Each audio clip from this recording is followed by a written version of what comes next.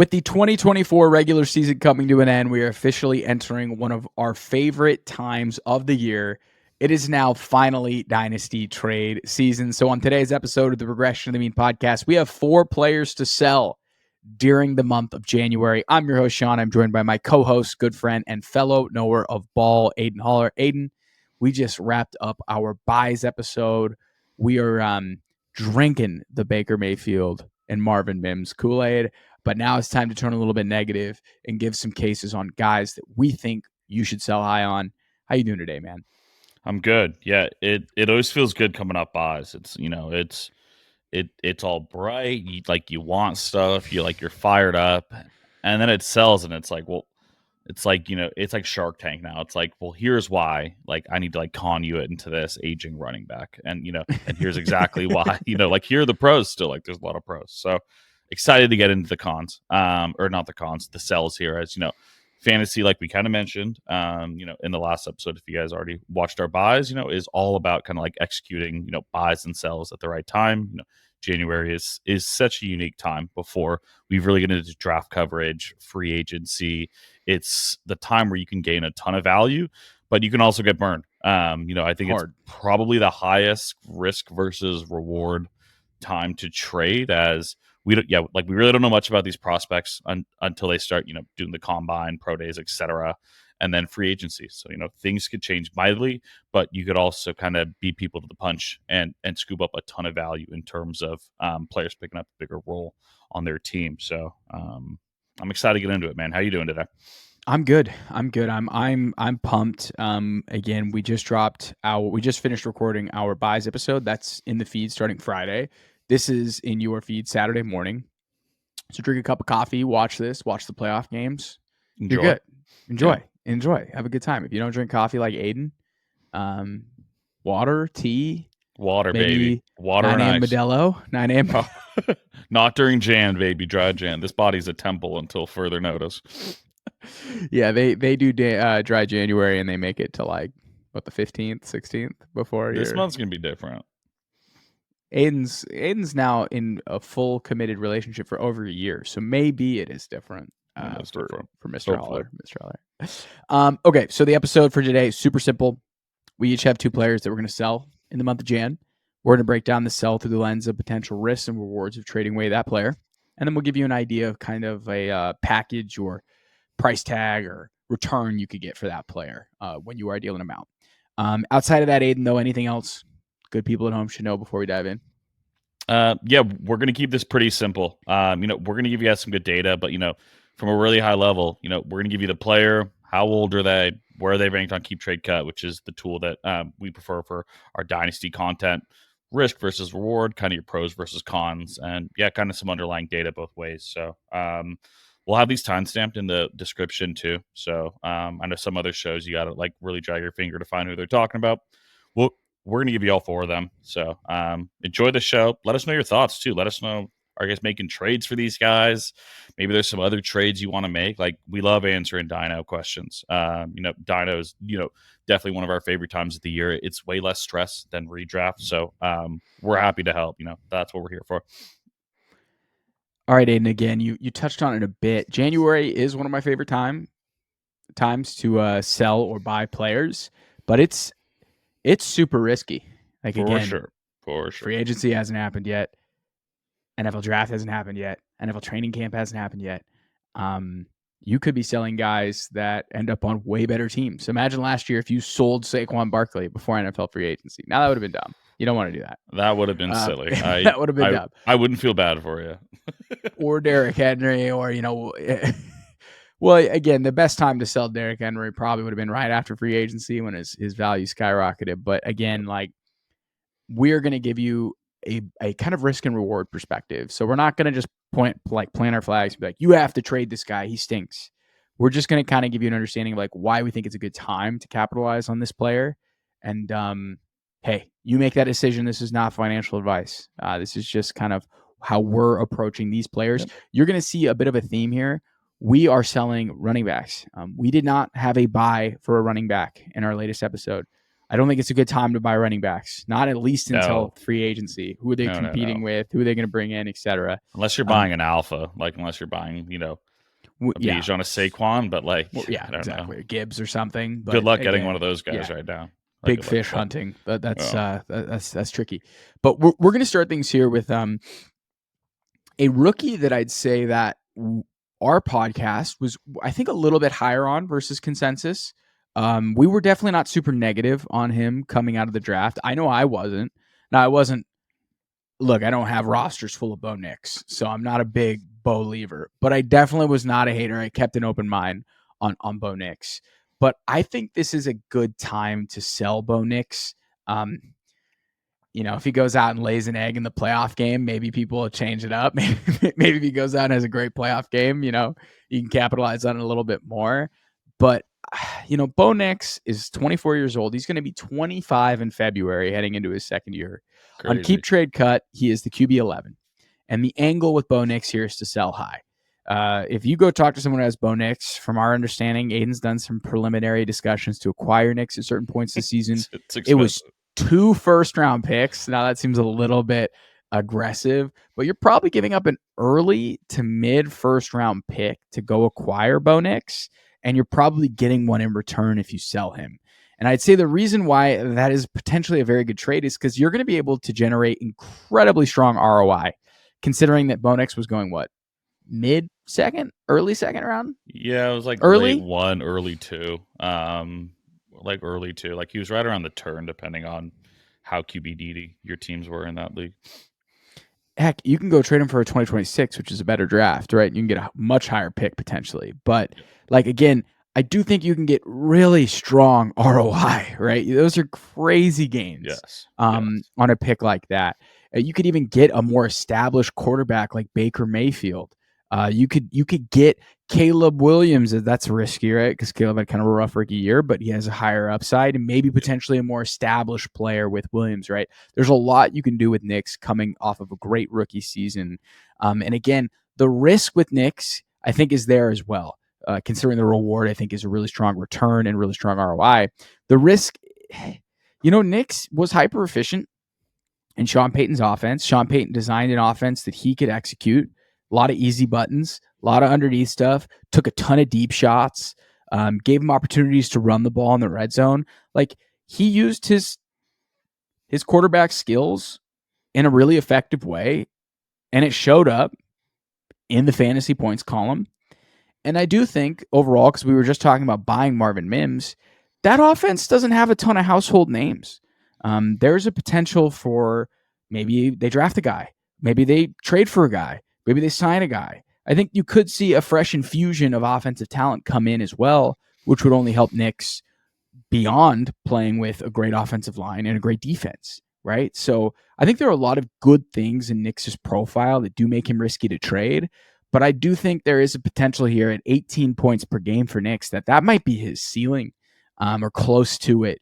And you're cashing in on a year 2 player that's 25 years old, by the way. So he's basically like a year 4 player when you compare him to other guys. So I think overall, if you're looking for like a broader pros of Bo Nix, the pros of his profile, really strong rookie year that puts him in good company in terms of fantasy points per game. It's like all time I pulled fantasy points per game, guys that scored 17 points or more. Deshaun Watson at 24, Cam Newton at 23, Justin Herbert at 22, Robert Griffin at 21, Jaden Daniels at 20, Bo Nix at 18.6. He outscored CJ Stroud on a point per game basis at 18.33. Other names you got in here, you got Dak Prescott, Kyler Murray, Marcus Mariota, Joe Burrow, Russell Wilson, Josh Allen, Andrew Luck, Jameis Winston, Baker Mayfield. Those are all really good guys for the most part in fantasy. It's a good list to be on here for Bo Nix. And if you look at the underlying passing numbers, they're all solid to good. Like, nothing really fluky when you look under the hood. Like, it wasn't like all of his yards came underneath. It wasn't like all of his points came from an unsustainable touchdown percentage. Like, all of it looks relatively healthy, but they're not really as strong as his like peripheral numbers suggest. Like, he had a meh completion percentage over expected. He had a lowish ADOT. He had a high percentage of yards coming after the catch. So a lot of that is in part due to Sean Payton's offensive design. I think he, again, benefited from Peyton's play calling. And he'll likely to continue to benefit from Peyton's play calling. And he was really impressive as a rusher. I mean, I think that's the thing that separated Bo Nix, Aidan. 430 yards and 4 touchdowns on the ground. That's close to 3 points a game from his legs. So seeing this is ultra encouraging. When a rookie quarterback is good, they usually stay good for the most part. Not always guaranteed, but it's a good bullish indicator. You want to see that in year one. But I do think overall, though, like, he's a 25-year-old sophomore quarterback who likely had a ceiling season. If you look at what he did last year versus what Russell Wilson did, it's not that different outside of the rushing. It really isn't that different of a season. And I think his value is just over high. And I think he had to have that season. He had to have that season to be justified being taken that high in the draft, in my opinion. And I think that's awesome. Like, I think Bo will be an NFL player, and I'm happy the Broncos have a quarterback, and he does interest me in formats moving forward. However, I think it's likelier we see a regression in year 2 versus continued strength on that 18.6 fantasy points per game. And like, I'm happy to be wrong, but this is a classic sell high, in my opinion. Drake May plus. You can get Drake May plus for Bo Nix. Come on. I'm doing that in a heartbeat, man. So I know Bo is quite popular. I know you were a fan throughout the year. Do you think he's worth selling high on, or do you think this is a little too risky in January? Yeah, so I think you make a great point of, like, I think there are just QBs valued below him that I'd way rather have. I would take a chance on Drake May or Caleb personally. I think both of them have significantly higher ceilings than Bo Nix. It feels like we kind of saw the ceiling for Bo Nix already, to your point. And then just like going back to the Russell Wilson numbers too, that's something I was going to mention. He averaged just a little under 2 more fantasy points per game than Russell Wilson did the year prior. So I think a lot of people like to dunk on that and be like, he's transformed this Denver Broncos team, where the big difference is he rushed a little bit more and the defense wasn't like total and utter garbage. Where, you look at the numbers and they're pretty damn similar, but I like Bo Nix. So similar. The numbers are so similar. Oh my goodness. They're insanely. Check. Wow. Yeah, pull them up here. Russell Wilson in two less games. Russell Wilson throws for 3,026 touchdowns, 8 interceptions, runs for 341 yards and 3 touchdowns.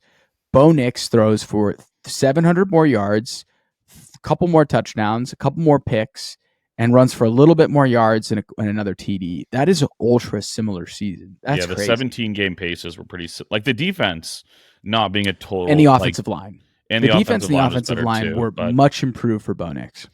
I just don't think I want him as high as QB 11.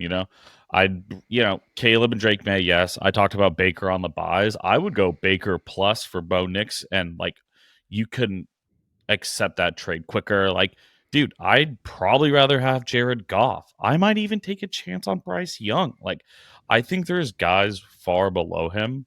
And in my opinion, the QB position has also gotten so flat. I think, in previous years, I think there was a much bigger advantage to owning, some of the top 3, 5, call it 8 quarterbacks, because they were, outperforming their peers by quite a bit. And I still think that's true with certain QBs. I think, the Josh Allens, the Jalen Hurts, like the truly elites, the Lamars, those guys are worth a penny. But when you're looking at Bo Nix versus Jared Goff, man, like, the value there in terms of dynasty is pretty wide, and the extra value you could scoop up, man, you're looking at like another pick or another like starter in your lineup. So like, it's nothing against Bo Nix. I think Shaun was the highest on Bo Nix. I was somewhere in the middle. Keegan hates Bo Nix. We've all come around. Really impressive rookie season. But I just think, like Shaun said, this is just an opportunity to get pretty similar QB play from someone else and scoop up additional value. So we'll see. Maybe he ends up being, but like, I just don't see him getting a whole lot better than this. Him and Trevor Lawrence are the same age. Oh, that's crazy. Trevor Lawrence is most likely going to get a much improved offensive play caller. Hopefully, fingers crossed. He should. Trevor's been a nightmare to project for his career.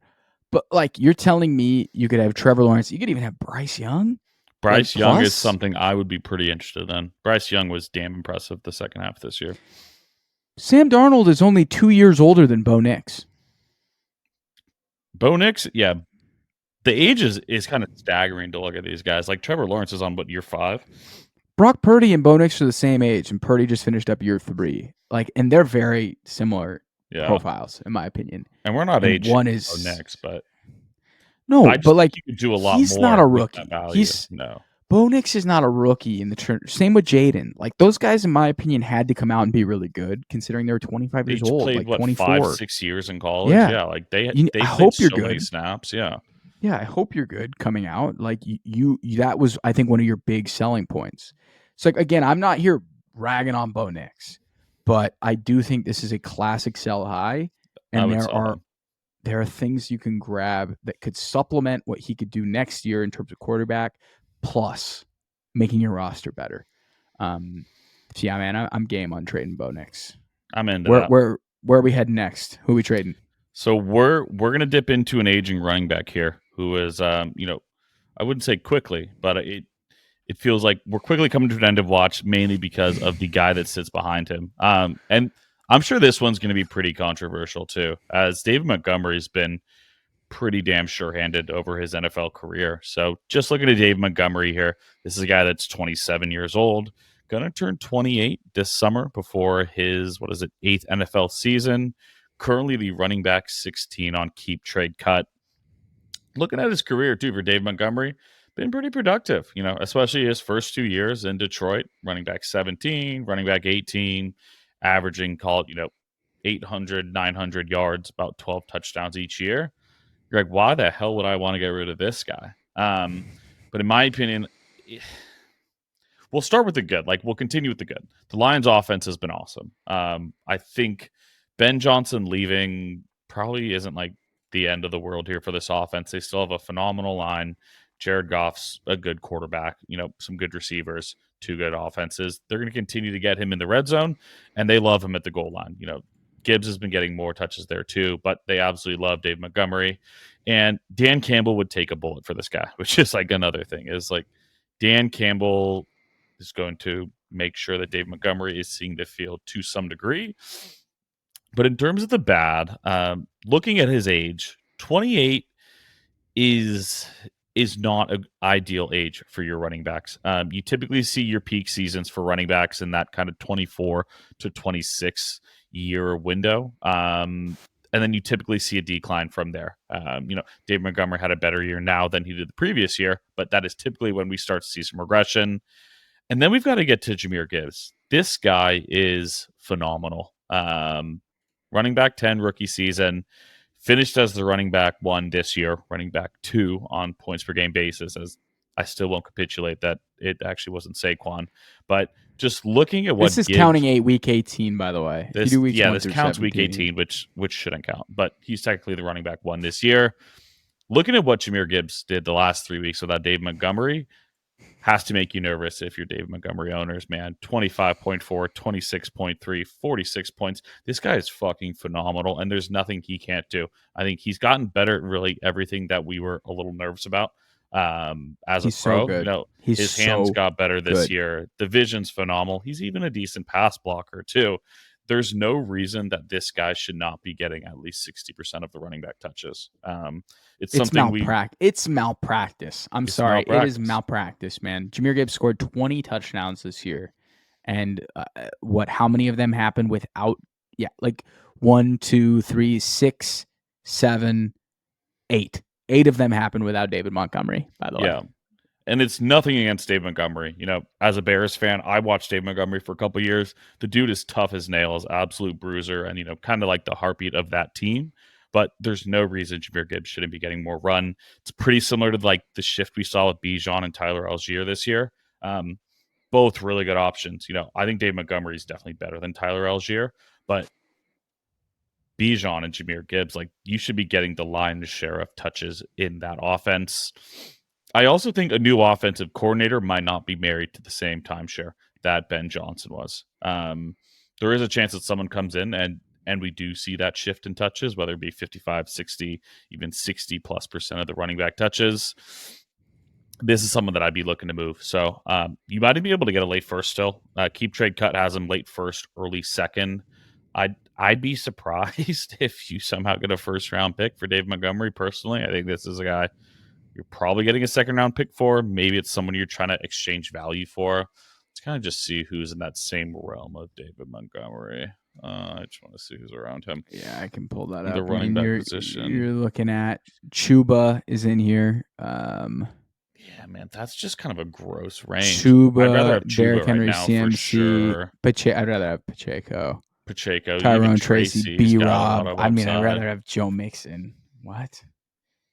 Yeah, so I don't know. Like Shaun said, I think this is more or less just like getting out of a asset that I see depreciating and potentially depreciating quickly. Again, Dave Montgomery's been great. I think the touchdowns have been there. Dude gets a ton of carries, ton of touches on offense. But Jahmyr Gibbs is here, and Jahmyr Gibbs is going to play next.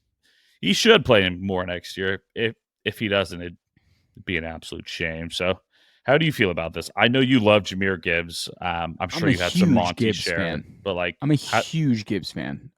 Who's now? Well, I made that call that he was my Dynasty RB1 at the end of last is he up to offseason. one now? Really? He's up to one. Okay, so here's my thing with David Montgomery, and Brian Heath had this. So yards per carry, Jahmyr Gibbs 5.65, third best. Jared Goff, average yards per attempt 8.06, second best. David Montgomery yards per carry 4.19.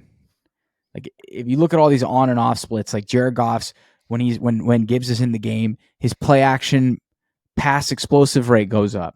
His yards per play on play action play action goes up. Like Gibbs is just way better. He is way better player. He has earned every right to be the alpha in this offense. And David Montgomery is a good player, but he is not a great one. Jahmyr Gibbs is a great one. That's what it comes down to. That's what it comes down to. It's the Ferrari versus the truck debate. You have a Ferrari. Yes. Why would you put miles? No, man.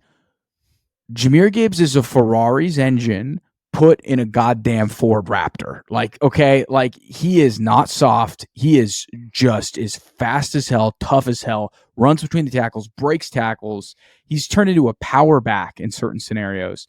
Like, think about how good their offense is when Jahmyr Gibbs gets the rock, how explosive their offense is. It's awesome, dude. David Montgomery is a good player. He is not a great one. Jahmyr Gibbs is a great one. I think this is great. I think over time, the Lions will not have the luxury to do this, where they continue to feed David Montgomery or continue to feed Jahmyr Gibbs. I do think at some point their offense won't be as good, and they will be forced to play their best player. Like that will just be something they have to do. As soon as this year. There is a chance that offense goes back to like league average. And to your point, like when you're not just, running up the score every week, like you're going to be forced to play your best player. Wow, David Montgomery, what's his contract looking like? Let's see. They gave him an extension. Yeah, they just extended him for two more. What, for 2 more years? I'm not buying it, man. I get it. Montgomery in his first year in Detroit averaged 14 points per game, close to 16 points per game in 2024. He's been very good when he plays, but I'm telling you, at some point, this team will recognize that Jahmyr Gibbs needs the lion's share of the carries. 100% agree. 100% agree with that. And he's going to be I think he's not actually going to be his 8th year. He's coming into his 7th year. He's going to be 29 years old. That's old, man. Yeah. You and he's been banged good value, man. Like you can still get good value for it. Like it's not like this. Like you don't want to be the bag holder on an old running back. It's a brutal place to be in Dynasty. Tore his MCL too. He tore his MCL. Yep. So like, I think he still has people that love David Montgomery. Love David Montgomery, by the way. So I'm sure we're gonna get strong opinions on this. Oh, for sure. But yeah, I would get off Montgomery. I think it's time. It's time. Tell about another running back we got. Yeah, this one is interesting because he looked great. Jonathan Taylor looked really good to end the year. He's only 25 years old. He's going to be 26 this month. He's going to be entering year 6 in 2025. He's had some monster seasons in his career. He's had an RB6 finish, an RB1 finish, an RB12 finish in his career. So we've seen the ceiling here with Jonathan Taylor. I think the angle for selling Jonathan Taylor in January is sell high fresh off of dunking on the worst teams in football for 3 weeks in the fantasy playoffs. Like, I think that's clearly the angle here. I think you can get a mid first to late round first for Taylor and a running back class that is loaded with running backs. It is loaded with high tier talent. So you have an opportunity here to trade Taylor to get a maybe riskier commodity in a sense, but a younger one. So if you have conviction about this RB class and guys that you like in it, I think Jonathan Taylor is the perfect guy to sell high on right now, because I think the clear reward is you're selling high on an aging running back with an ankle injury history on a team with a murky QB situation. But the risks are there. Like what he showed at the end of last year, I don't think is a fluke. He looked explosive. He looked good. And there's a potential he'll carry that into 2025. And there's also the risk, like, we've seen a lot of good running backs switch teams recently. We've seen Josh Jacobs, Tony Pollard, Derrick Henry, Saquon Barkley. We've seen those guys switch teams and look good. I mean, shit, dude, Jonathan Taylor, you put him on a team with a really good O-line, all of a sudden you're like, ooh, I don't know how I feel about trading JT. Like, so there's definitely a high risk in trading Jonathan Taylor. But at the end of the day, like if you take a look at his 2024 season in totality, there's some good, but there's some concerning stuff, Aiden, that I think is hard to look away when you can sell high on. So we'll start with the good. He finishes the RB7 in fantasy points per game on the RB5 usage. He looked explosive throughout the year when not dealing with a high ankle sprain. He was clearly the best player on a mess of a Colts team dealing with QB issues and a bad defense, and he still delivered. He plays in a really bad division with not very good defenses, so that feels good. And he's only 26 years old, and he likely has at least 1 to 2 really good years left in him. Yep. But the bad. The Colts probably have one of the worst QB situations in the NFL, considering they don't know if A-Rich is the guy. Like, that's the nightmare. You don't want to head into year 3. After 2 years with your rookie QB. You don't want to know. Like you probably know that A-Rich isn't the guy, but he's shown enough. Like, there's concerns about his work. It's just a nightmare with that situation. Yep. Like, this year's draft is bad for QBs, so they probably keep A-Rich, but then they bring in a vet to compete. Like, that's a nightmare situation. And then you have to take a look at what he did in the middle of the year, because it was atrocious, Aiden. And I think this is really here at play why I think you're going to need to trade Jonathan Taylor, is because from weeks 5 to 15, he averaged 11 fantasy points per game.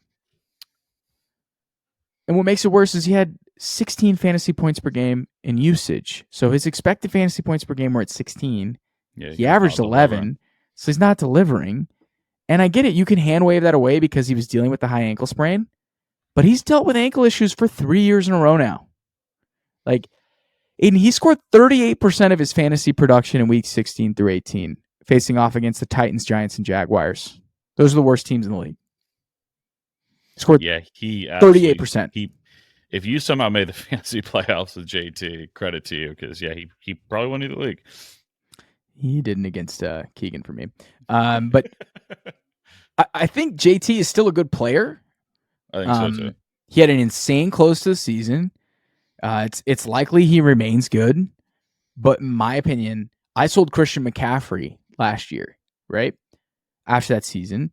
It didn't feel great. I feel like you don't want to get stuck holding the bag. Going back to Monty, you don't want to be stuck.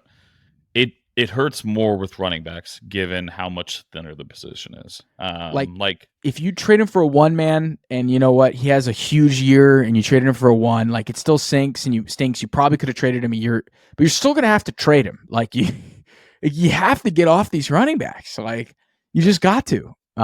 So I don't know, man. Like you risk him ending up going to be in a better situation. Like imagine what would be a Josh Jacobs situation for JT. He went to the Rams. Rams would be sick. Imagine him on the Rams or the Vikings. Imagine him on the Vikings. Would be fun. Yeah, like who else is in the playoffs? Yeah, you trade him. You trade him, and then all of a sudden it's like JT is on the Vikings. You'd be like, wow, that's a nightmare. That is a nightmare. Yeah, but you also could have him next year. He gets another high ankle sprain. The Colts are the worst team in the league, and you're like, oh, that didn't really enjoy holding him for that. I feel like the risk reward, there's more risk in keeping him than trading him for a first at this point. So that's why I'm off JT. Yeah, I think the biggest reasons I'd be fine doing it are like just the dysfunction within the Colts, like a couple of the things you mentioned. The QB situation is a nightmare. I think we're one more season away from Steichen getting fired. We're going into year 3, and the guy hasn't made the playoffs. Typically, you get 3 years, and their GM is just downright terrible. I don't know how he still has a job personally. I think it's maybe just trying to keep continuity and not completely burn the whole place down. But like, I think there's a very real possibility that in the summer of 2026, they're looking for a new QB, a new GM, and a new head coach, which at that point, you're pretty much signaling a full rebuild. And that's not what you want your, call it running back one on your roster to He'll be a likely part be of. off the team at that point, right? Yeah. Or like if that happens in 2025, they probably trade him the next offseason. You would think so. So, it's the Colts dysfunction that really worries me. And the fact that, yeah, like there was a large portion of this season that he was healthy and severely underperforming. So, like, I was just looking at the running backs around him. I'd rather own James Cook. I'd rather own Josh Jacobs. I'd probably rather Josh own Chase Jacobs. Brown. Chase The Brown is Josh going to be Jacobs disrespect, man. oh, Josh Jacobs is an absolute dog, dude. That's a Sorry, I beast. didn't mean to cut you off on Chase Brown. I think Chase Brown should be higher for sure. He looks so good. That's going to be an interesting one because I think this one is going to be treated very similarly as Kyron last summer. It's, do we think that their organization values him as high as like we do as fantasy owners, or is Chase Brown going to get a 1B in this? Like, I think regardless, they probably bring in a running back, but is it like a day 2 running back, or is it a day 3 running back? That's not much of a factor. So those are 3 guys I'd rather have. And then you get to Kane on and Derrick Henry. I'm like, probably not. I think I'd rather still have I'd JT. rather have JT. I'm not trading JT for any of the guys on this list, probably, unless like Bucky for some reason. But like, That'd be cool. I'm That'd trading be cool. JT. I'm trading JT for a mid 1. I want to get into the first round and draft the running back. That's why I'm trading JT. I'm trying to reset my running back clock. Yep. That's all I'm trying to do. If I trade him. No, I think it's a great way to do it. And who knows? Maybe get burned and JT's like returns to top 5 form next year. Like that's in the realm of possibilities. But dude, that is the most fraudulent RB12 finish ever. I'm sorry. That was he went off against the Titans who had given up, the Giants who had just given up on defense, and the Jags and the Jaguars. That's crazy, man. Yeah, that was crazy. Oh, that was crazy. Yeah, he killed me all year. He killed me. All right, man. Who's the last guy we're selling? Yep. So we're gonna dip into the tight end pool. We've talked about some QBs, we've talked about some running backs, we talked about some wide receivers over our 2 episodes, and this is a tight end that I think I'm just ready to throw in the white towel on. I think probably redraft and dyno owners alike would both agree on this. And this one's probably controversial too. Like I'll go over it a little bit here. Dalton Kincaid is already 25 years old. Another one of those kind of super seniors that came out of college. So already 25, turns 26 at the start of the next season. Going into his 3rd year, valued as the tight end 6 right now. So very highly valued. But to me, it just feels like it's never going to happen for Dalton Kincaid, and the tight end position has really flattened out. So we'll start with the high, as I think there is a lot to like here. Rookie campaign was really impressive. Just looking at the numbers there, 73 catches, just under 700 yards, pair of touchdowns. We know tight end typically takes time to pop. Not everyone's Brock Bowers. Not everyone is, impressive right away, and it takes time. But the follow-up was not very impressive, unfortunately. So we know he missed a handful of games due to the knee injury. He was tight end 13, tight end 30 on a total points basis, tight end 20 though on a points per game basis. So even games he played, this guy was barely a tight end 2. Guy that you were probably drafting in round 5, 6, somewhere pretty high up there. Redraft, yeah. No, but he's tied to Josh Allen. So tied to Josh Allen, what figures to be a top 5, 10 offense for the foreseeable future. Even if Ben Brady leaves, I think, the show goes on here. And he was a 1st-round pick. So it's like there's a lot to like here. The dude's an absolute freak in terms of like the talent profile and, the vision we have for him. But it just doesn't feel like it's going to happen. And that's kind of what my brain keeps getting back to. Like, it was a great run out this year. Stephon Diggs leaves. There's no real alpha in the offense. We figure he's going to step up. Maybe it's just him and James Cook. And that wasn't the case. He just can't really separate himself as a main target in this offense. And then you've got this upcoming tight end class too, which is probably one of the more impressive classes we've seen in terms of like the top group in some time. Whether it be Warren from Penn State, you got Loveland there at Michigan, even Fannin.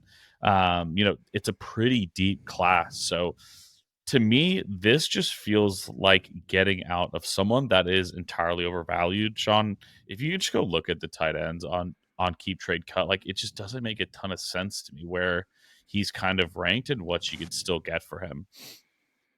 So yeah, it's bleak, man. Like the fact that George Kittle, George Kittle's the tight end 3 in Dynasty. Like, what are we doing here? I know he's old, but like this fucking George Kittle, man. Like, I mean, like look at some of these guys below. Like, I would happily have Mark Andrews. I'd have Mark Andrews. I'd have Njoku. I'd have Mark Andrews. I would take a flyer on Kyle Pitts over Kincaid. Cade Otton, super steady right now, tied to Baker Mayfield. Fuck, man. Even Jake Ferguson like has showed some juice. Johnny Smith. It's like the tight end position is back in a pretty good spot. I think we like are out of the dark days of like Travis Kelce, Mark Andrews being like your only options, and if not, you're fucked. So this is just, I think there's better tight ends out there for significantly cheaper, plus a pretty robust tight end class. So I don't really care which way you do it, whether you just flip them for picks. Like you could still get a late 1 for him, like early 2. Like, dude, I know he was injured, right? He dealt with some injuries. He had his knee injuries. He had some like hip injury. Like there was a handful of injuries. He played 13 games. The underlying efficiency stuff is just somebody who's not a big part of their offense. No, like that's not what it's suggesting here. Like if you look at fantasy points per game, he came in at, dude, he scored less fantasy points per game than I think Pitts. Yeah, he scored like 9 fantasy points a game, right? Am I missing something here? Was he at 9? I'm trying to find him. Let me see.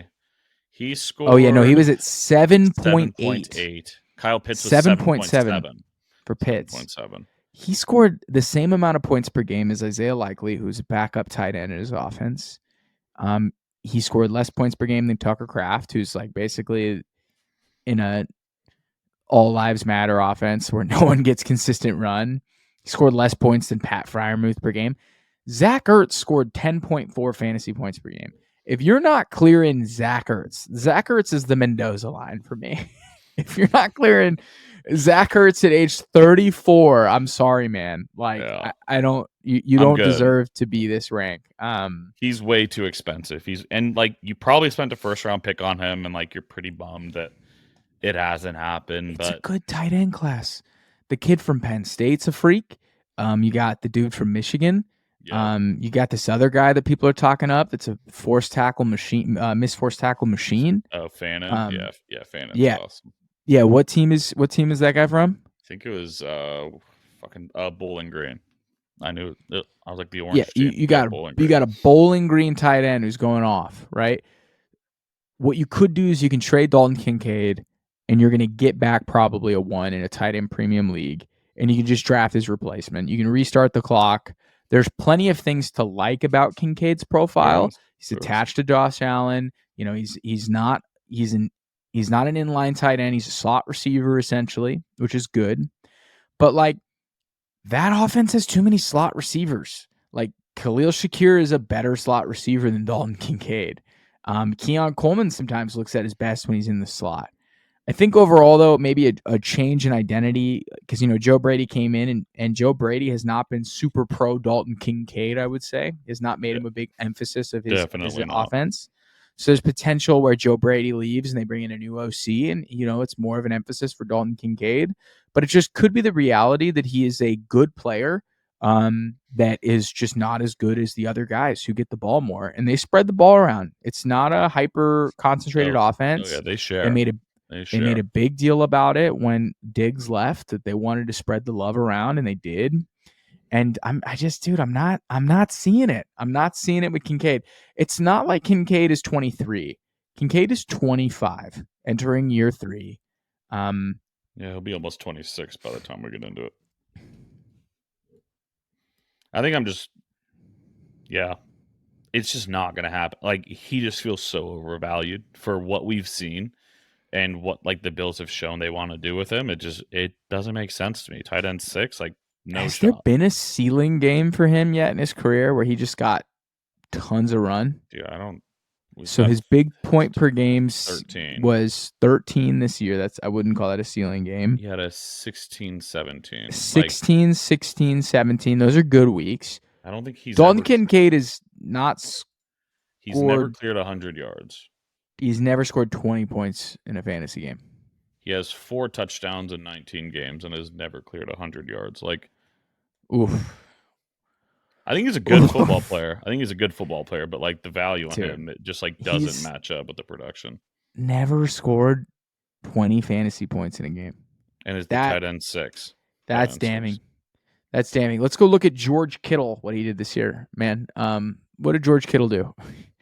He scored over 20 points 1, 2, 3, 4, 5, 6. 6 times. He's close. Yeah. Just this year, he scored over 20 points 6 times. That's asinine. It's just not a priority, man. Not a priority. I think you still got Dawson Knox is still they're getting run too, man. That's like Josh Allen's bud. That's his buddy. Dawson Knox. All right, man. This is who we're trading. We're trading Bo Nix, David Montgomery, JT, and Dalton Kincaid. Hold us accountable if these guys go off next year. We told you to trade them. Yeah, let us know. All right, Aidan. That's it, man. 4 buys, 4 sells. Feels good. That's all we got for an hour and a half today. That was a good time. We'll be doing these all through the offseason too. So like this is a really good point to be, we buying and selling. We'll be doing this again around draft season, free agency, probably training camp. So this is not the last time you'll be seeing buys and sells from us. It's one of our favorite things to do. It's good to get a pulse check on where players stand because the values are always changing. With Dynasty, which is awesome. It's a 365 thing. All right. Thank you, everybody, for tuning in. Until next time.